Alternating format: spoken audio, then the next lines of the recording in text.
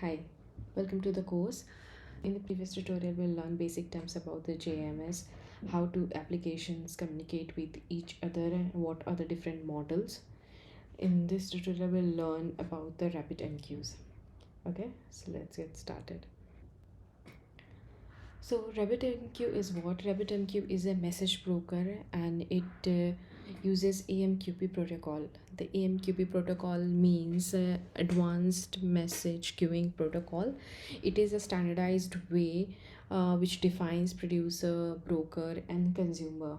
Okay, why basically we use the messaging queue? Because it increases the loose coupling and scalability. But how it increases the loose coupling? What exactly it does? When a message is created by one of the application, it just sends the message to the queue and just leave it there. Okay, so when other application have a need to take that message, it takes that and process that message. So the job of the first application is just to send the message and leave it. So that's how there is no dependency between two applications. I'll tell you more about it. Suppose if you can take an example of e-commerce website and you added some product to the cart and you placed an order.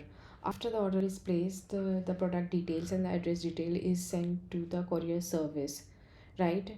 The job of the first application is just to place the order, and the job of the other application is to take the address details and the product details and send that particular details to the, and with the help of that particular detail send the courier to the desired address, right?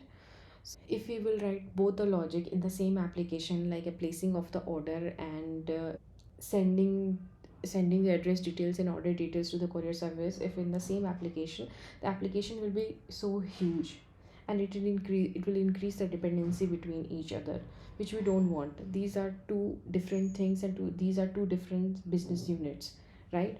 So job of one application does not depends on other. So what it does, the one application leave the data or the message in the queue, and next application, whoever is responsible to process that message, it can process whatever time interval it wants, right? That's how it increases the loose coupling.